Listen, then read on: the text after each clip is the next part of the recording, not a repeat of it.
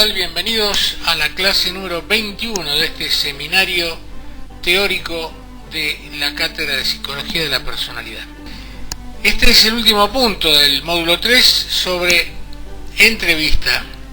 Hoy vamos a ver una síntesis del informe de la entrevista, el informe de trabajo social en general, pero particularmente nos interesa centrarnos en el informe de la entrevista que ustedes hacen como parte del aprendizaje de la asignatura, de la cursada.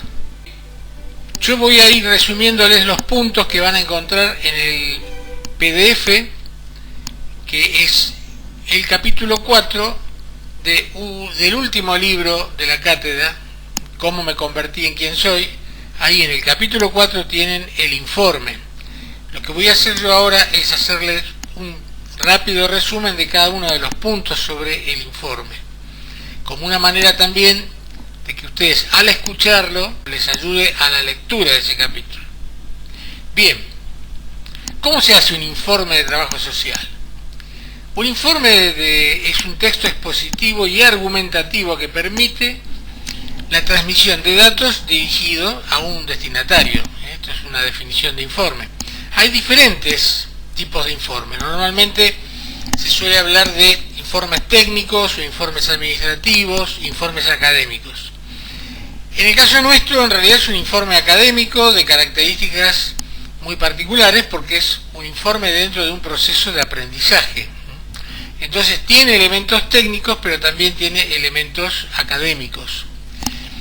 El objetivo del informe técnico es presentar de forma clara, de forma detallada, un trabajo técnico, científico, de investigación, o describir en qué estado o situación se encuentra, en este caso, las características de una entrevista. En líneas generales, el informe puede versar acerca de una entrevista, o cómo se hace un paciente, una situación ambiental, familiar, etc. El informe administrativo no es muy distinto de un informe técnico, porque la diferencia la podemos encontrar en la opinión profesional con respecto a un problema o una situación concreta.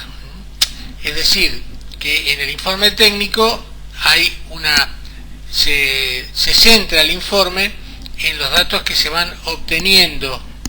En el informe administrativo es más llano en realidad, hay menos participación de la opinión personal en ese caso.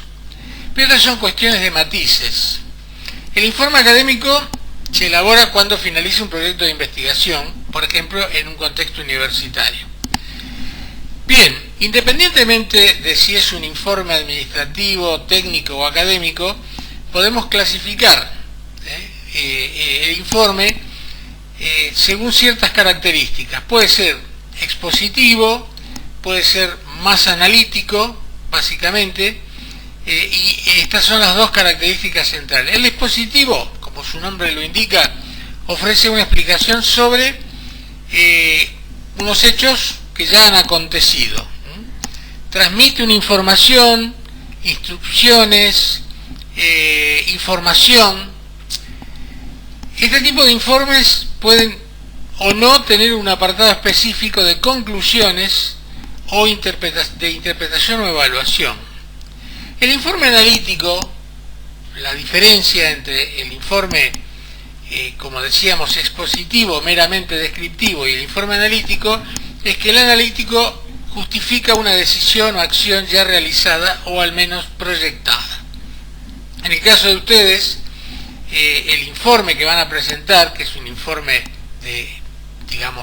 que tiene elementos técnicos y elementos académicos, en el sentido de que forma parte de una investigación, si ustedes quieren, una investigación en el proceso de aprendizaje, tiene elementos expositivos porque ustedes describen cosas que han visto, la relación con el entrevistado, las características, lo que han observado, el proceso de observación, de escucha, etcétera, pero al mismo tiempo hay una parte del informe donde ustedes tienen que aportar una justificación. Por ejemplo, cuando ustedes dicen presuntamente el estilo de personalidad, la característica es tal.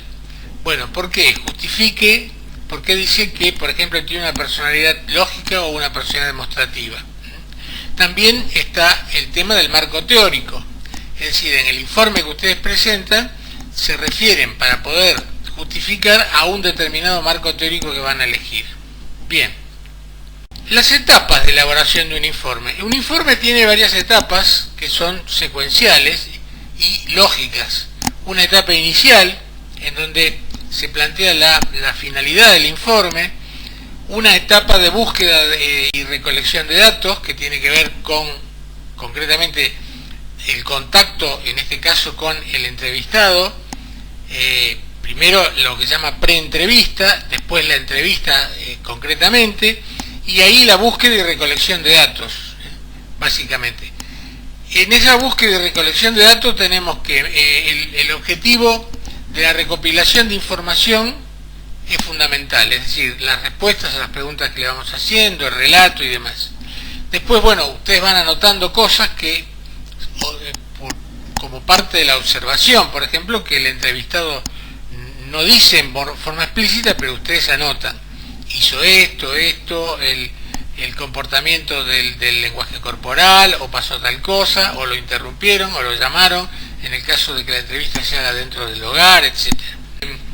Y se van haciendo entonces, de alguna forma, diagramas de ideas, mapas conceptuales, es decir, si ustedes, en la medida que van haciendo la entrevista, van avanzando también en determinadas ideas sobre esa misma entrevista, y después, al momento de encontrarse en la elaboración del informe, es bueno hacer ciertos esquemas de cómo se fue dando la entrevista, o dónde puede aplicarse determinado modelo teórico y demás, antes de la redacción en sí mismo.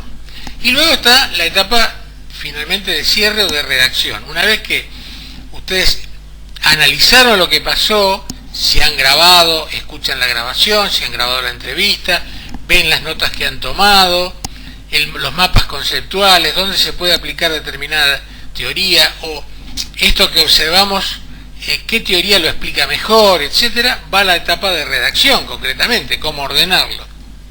Y acá viene una cuestión formal de presentación. Es decir, hay una introducción explicando de qué se trata, obviamente la identificación del entrevistador, en este caso no del entrevistado en cuanto a que es anónimo, pero sí las características, ¿no? La edad, de dónde se hizo la entrevista, de qué trabaja, etcétera, etcétera. Una introducción explicando el objetivo de la entrevista, un desarrollo, y luego las conclusiones y los anexos, si hay bibliografía, si hay tablas, si quieren introducir determinados gráficos, en fin, todo lo que es complemento. Como parte entonces ya específicamente de la redacción, recuerden que tenemos la redacción, toda la introducción, la presentación, después el desarrollo y los anexos, como decíamos recién, los anexos que pueden haber textos complementarios a los que uno refiere, o determinados gráficos, tablas, si quieren, que puedan tener referencia con la entrevista misma. Bueno, y básicamente el informe tiene que tener una matriz, un núcleo que debe ser reflejado en un sumario de lo que contiene, digamos, ¿no? El sumario tiene, obviamente, el título y la fecha del informe, el tema, la finalidad, el ámbito en el que se llevó a cabo el informe, los criterios empleados, también si hubo una persona, dos entrevistando, cuáles son los criterios, si la entrevista fue estructurada, semiestructurada, los resultados y por supuesto, las conclusiones. En las conclusiones, obviamente, están incluidos los marcos teóricos que hemos utilizado para llevar adelante la entrevista. No olviden que estamos refiriendo todo este tema del informe de trabajo social, lo estamos refiriendo exclusivamente o centralmente vinculándolo a las características del informe de aprendizaje, o sea, el informe de la entrevista que ustedes tienen que hacer como parte del aprendizaje y como parte de la práctica dentro de la asignatura. Por eso que siempre nos referimos a este informe que podríamos llamar un informe de entrenamiento, un informe piloto dentro del proceso de aprendizaje. Bien, el estilo de redacción, otro punto que ustedes van a encontrar en el PDF. El estilo de redacción, bueno, hay cuestiones obvias, ¿no? Tiene que ser claro, tiene que ser conciso, tiene que ser ordenado. Obviamente es importante que lo revisen, que sea coherente desde el punto de vista gramatical, desde el punto de vista ortográfico, hagan un chequeo, porque si bien no hace directamente al contenido de la presentación de un informe desprolijo, con errores de ortografía, realmente desmerece el trabajo en general. Entonces, que esté bien redactado, sin errores ortográficos, que esté coherente en cuanto a los puntos, cómo se va desarrollando y demás. Es importante que revisen muy bien esto antes de la presentación del informe. Por supuesto, después está la parte formal, que tiene que ver con, bueno, cómo está encuadernado, cómo está presentado, con su carátula, etcétera, etcétera. Son cuestiones formales, pero tienen que ver también con facilitar a la persona que va a evaluar el informe que pueda entender lo que está leyendo, la coherencia y demás. Las hojas que estén numeradas, son cuestiones formales pero importantes. Bien, ustedes van a encontrar en el PDF, además de lo que yo les resumí rápidamente, un instructivo para el trabajo final, un instructivo, donde van a encontrar un ejemplo de un texto expositivo, otro ejemplo de un texto argumentativo, también el tema de las consignas, los aspectos formales, la presentación. Es decir, que además de lo que yo les acabo de decir, ustedes en ese texto breve, en ese capítulo 4 del libro Cómo me convertí en quien soy, van a encontrar estos puntos de apoyo para el trabajo final, de presentación del trabajo final, ¿sí? Muy bien. Bueno, y finalmente, más allá de estas formalidades que yo les acabo de resumir rápidamente el capítulo 4 del libro, que insisto, lo van a encontrar en el PDF textualmente, unos comentarios que tienen más que ver con la experiencia de quien ha realizado entrevistas durante muchos años. Y quizá lo que quiero transmitirles es que traten de naturalizar de alguna manera el momento de la entrevista. ¿Esto qué quiere decir? Si bien es cierto que una entrevista no es un hecho natural, en el sentido de que uno no va por la calle entrevistando gente, ni surge de manera espontánea. Una conversación, lo hemos dicho muchas veces, una conversación de dos amigos en un café, no es una entrevista, es un encuentro dialogal, un encuentro dialógico, donde los roles, más allá de las personalidades de cada uno, esos roles, sean roles complementarios o suplementarios, porque esto es producto del azar, los niveles, digamos, de rol son simétricos. Ahí no hay nadie que esté designado como entrevistador o como entrevistado. Ahora, en una entrevista profesional, así sea una entrevista de aprendizaje, como en el caso de ustedes, hay roles determinados previamente, el rol del entrevistador y el rol del entrevistado. Y los personajes que van a actuar ahí, ustedes como estudiantes y el entrevistado que haya accedido a este proceso de entrevista, van a actuar en función de la expectativa del otro. Es decir, el entrevistado tiene la expectativa de ser entrevistado por alguien que, bueno, debe conocer que es un estudiante, pero en ese momento está en el rol de entrevistador, y el entrevistador cumple ese rol porque tiene la expectativa de que el entrevistado se comporte como tal. si se invirtiera el rol, habría evidentemente una situación anómala. Bien, a pesar de que es una situación artificial, como les digo, lo primero que tienen que hacer es naturalizar el encuentro. Naturalizar quiere decir, es un encuentro entre dos personas. Detrás de esos roles, de esos personajes, hay personas. Los personajes se sostienen en las personas.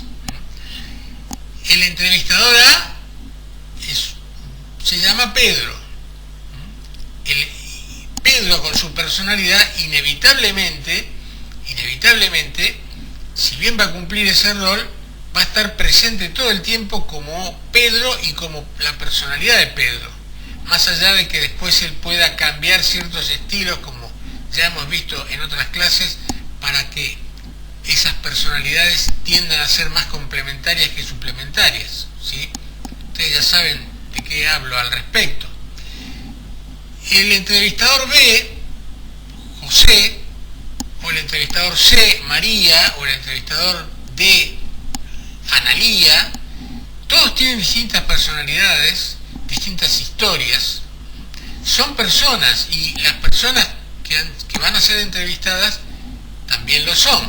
Ustedes dirán, pero ¿qué obviedad está diciendo el profesor? Sí, es una obviedad, pero lo que queremos decir es que la primera relación es de persona a persona. ¿Esto qué quiere decir? Que las cosas naturales y contextuales que afectan a ambas personas, supongamos que ese día justamente de la entrevista ha habido un conflicto social en la ciudad, o ha habido un paro de transporte, o llueve torrencialmente, o hay un calor insoportable, o hay una noticia de conocimiento público, eso no puede ser ignorado. No para centrarse en eso y hablar todo el tiempo de la entrevista en una temática que no es el objetivo de la entrevista. Pero eso no puede ser, ustedes no están en un frasco de cristal. Entonces, no hay ningún problema en, además de saludarse, presentarse, dar las indicaciones, lo que se va a hacer, comentar la lluvia, el problema que hay, etcétera, etcétera, porque eso personaliza y naturaliza la relación, la humaniza fundamentalmente. Entonces, ese es un tema. El otro tema es no sobreactuar. Ustedes no actúan para la cámara, no hay una cámara que los está filmando, no están en televisión, no están en un set de teatro, en un escenario. Entonces, hablen con naturalidad, no hagan impostación, no hagan impostación de voz, de gestos, hablen como son ustedes, con naturalidad. Así como hablan entre ustedes, en el sentido del estilo, ¿no es cierto? Me refiero. O hacen una pregunta al profesor, también de la misma manera hablen con el entrevistado. El entrevistado les cuenta, sí, porque lo que sucedía es que yo he tenido muchos trabajos distintos a lo largo de los últimos años. Es un dato interesante, ¿no? Muchos trabajos distintos, pero ¿por qué? Supongamos que lo tutea. Esto ahora hablamos de eso. Pero ¿por qué no te gustaban los trabajos? ¿O por qué te ibas de trabajo en trabajo? ¿No? Es decir, manifiesten interés. El otro punto, manifiesten interés, no sobre interés, pero sí interés. A ver, ¿y por qué esto? ¿Por qué el otro? Si aplica. Con respecto al tuteo, bueno, en general, hoy por hoy, todo el mundo se tutea, y en este caso, si ustedes quieren pueden aclarar. Si la persona, por alguna razón, los trata de usted, cosa que es poco frecuente, o ustedes lo tratan de usted a esa persona para, digamos, corresponder, o si no decir, mirá, si no tenés problema vamos a tutearnos porque me siento más cómodo, ¿no? Bueno, eso tiene que ver mucho con la edad, pero aún así tampoco hoy por hoy ese tema prácticamente, el tuteo lo que hace es justamente familiarizar, acercar y demás. Uno puede familiarizar y acercar con cordialidad sin por eso quedar pegado o fusionarse con el otro o confundirse los roles, básicamente. Si la entrevista es semiestructurada, ya sabemos, escuchamos, vamos de alguna manera, podemos perfectamente, no hace falta disimular. Si van a grabar, es importante avisar y pedir autorización. ¿Tenés algún problema que grabe la entrevista? ¿Por qué lo grabo? Porque las grabaciones a veces son persecutorias. Porque a mí me sirve, porque lo desgrabo después para poder hacer el informe. No te olvides que esta es una entrevista de aprendizaje para mí, de mi carrera, etc. Es probable que el entrevistado, inclusive porque en general por ahí es el amigo de un hermano, o el amigo de un tío, o es una persona que tiene relación con alguien en el trabajo en que nosotros estamos. Es decir, no es una persona que pasa por la calle y decimos, quiere hacer una entrevista. Entonces, es probable que la persona pueda preguntar. Así que vos estás en la carrera de trabajo social. Ah, qué interesante. Si yo alguna vez pensé en hacerla, pero... ¿no? Es decir, todas esas cosas forman parte importante de la información que vamos recabando de cómo es la otra persona, básicamente. Bueno, y después, como ya hemos dicho en alguna oportunidad, no hay ningún problema en tener si estamos haciendo una entrevista con un compañero que sería el observador participante, lo presentamos, explicamos por qué toma nota, etc. Y si uno está solo y toma nota, también avisa, bueno, en tanto en tanto voy a tomar alguna nota que por ahí después me sirve para el informe. Por supuesto que si la persona está diciendo sí, porque lo que pasa es que yo discuto mucho con mi esposa o con mi marido, o discuto mucho con mi vecino, etc. Y uno inmediatamente tomó nota, la persona observa y dice, esto es importante, porque...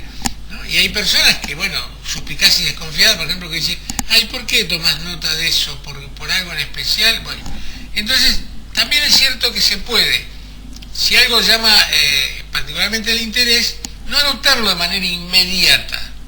Obviamente, dejar pasar unos minutos, hablar mientras se va hablando de otra cosa, y en un momento dado uno, que no lo va a olvidar en ese momento, toma nota de algo que escuchó, le pareció interesante de hace un ratito atrás.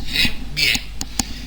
Y bueno, finalmente, para terminar la entrevista, recuerden que ya habíamos hablado con el entrevistado que iba a durar más o menos tantos minutos, y también el tema de, no le vamos a decir faltan 4 minutos, faltan 5 minutos, bueno, vamos redondeando, te voy haciendo las últimas preguntas, con esto ya vamos terminando la entrevista, es decir, le vamos avisando, acuérdense en el tema de las ansiedades, que la entrevista va a terminar y vemos cómo reacciona. Si habla mucho más, si habla menos, si de pronto como va a terminar la entrevista no dice nada más. Bueno, terminada la entrevista, ya esto lo hemos pactado con él, que no va a haber necesariamente una devolución. Entonces, no mencionemos que dentro del informe va a haber una descripción de su estilo de personalidad, que va a ser todo anónimo, el informe, y en todo caso la devolución que podamos hacer, una devolución cordial, es decir, bueno, nos resultó interesante esta entrevista, la verdad que la pasamos muy bien, fue interesante lo que dijiste, etcétera, etcétera, realmente nos ha servido para hacer un informe que nosotros necesitamos, y preguntarle al entrevistado cómo se sintió, cómo te sentiste, etcétera, etcétera, querés aportar algo más. Eso también es importante, ¿no? Preguntarle, la entrevista ya termina, pero querés decir algo más. Bueno. Y después, bueno, obviamente la despedida. Bueno, con esto damos por finalizado este breve resumen y nos encontramos próximamente con las clases del módulo 4, que son muy poquitas, son 2 o 3 clases más, con el cual ya cerramos dentro de este mes el seminario teórico. Y como siempre les digo, cualquier duda, saben que está disponible la tutoría a través del WhatsApp, del Facebook o del correo de la cátedra. Gracias.